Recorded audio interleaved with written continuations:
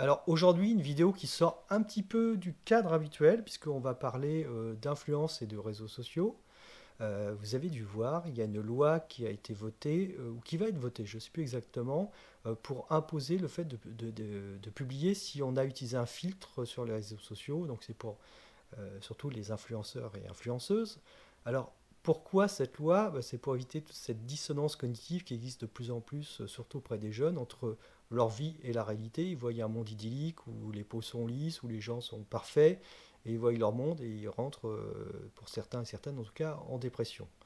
Alors, c'est une loi qui est bien, mais il faudrait voir en détail parce que je pense que même s'il n'y a pas un très bon sentiment, si on va un petit peu plus loin techniquement, et si on se rappelle ce qui existait avant en photo, c'est pas un problème qui est nouveau, et juste se baser sur les filtres, c'est un peu limité. Je vais vous donner quelques exemples.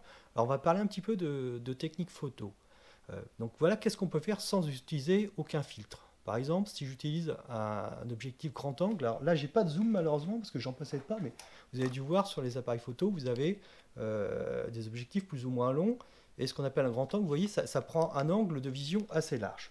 Si j'utilise un objectif grand angle, ça va mettre en avant l'avant-plan avec des proportions plus importantes que l'arrière-plan. Par exemple, il y a des gens qui s'amusent à, vous savez, mettre la main comme ça et on voit la tour Eiffel dans la main, alors qu'à l'œil nu, on voit bien que la tour Eiffel ne fait pas la taille de la main. Pourquoi? Parce que c'est près souvent un appareil avec un smartphone, et le smartphone a un objectif grand angle. Donc ça déforme les proportions. Donc ça, vous voyez bien qu'il y a une déformation entre le monument qui est derrière, par exemple la tour Eiffel, et la personne qui le tient avec sa main. Si vous avez une personne, par exemple une modèle qui est avec les jambes très en avant et que vous photographiez avec un grand angle, ça va allonger les jambes de la personne. Et ça, sans Photoshop, sans rien du tout. C'est juste un choix qui peut être esthétique ou un choix pour justement truquer, entre guillemets, la réalité, pour allonger les jambes d'une personne. Il y a une photo très connue aussi, comme ça, c'est Mister T qui montre ses poings comme ça, et les poings paraissent immenses. D'ailleurs, peut-être là, on est sur une GoPro.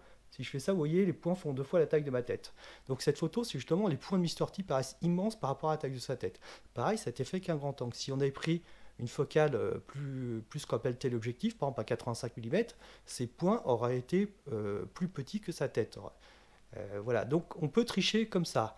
D'autres façons, on peut utiliser des filtres. Alors là, j'en ai pas de couleur, mais c'est des choses qui se vissent. Là, j'en ai plusieurs qui sont reliés entre eux, qui se vissent sur un objectif. Si je mets un filtre jaune, par exemple, et que je photographie en noir et blanc, ça peut lisser la surface de la peau.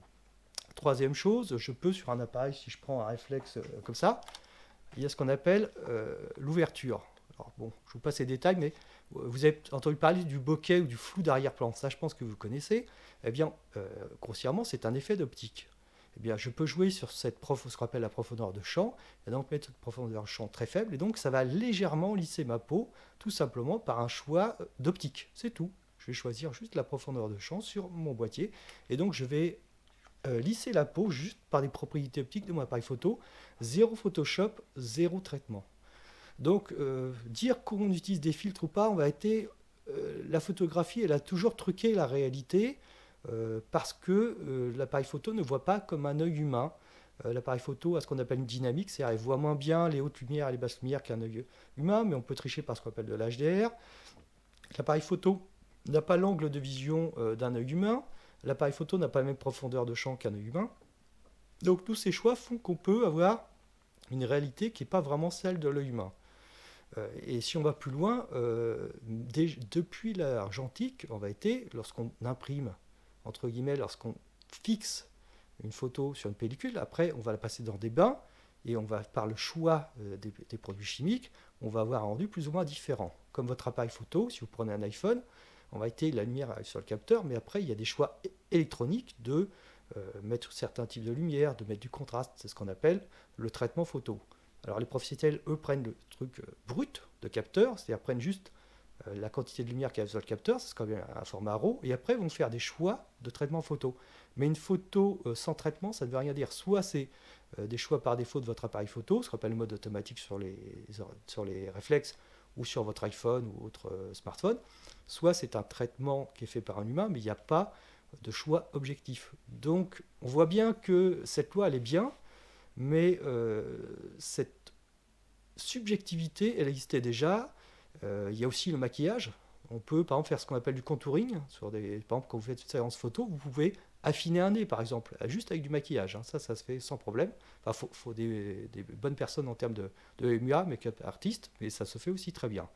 Et ce problème, pour ceux qui ont quand même quelques décennies comme moi, ça existait déjà dans le monde de la mode, où on se retrouve avec des personnes trop amincies. Alors au départ, ça a été par Photoshop, mais avant, comme je vous disais, on peut tricher en positionnant un corps, en choisissant une focale, en choisissant un profondeur de champ, on peut affiner une peau.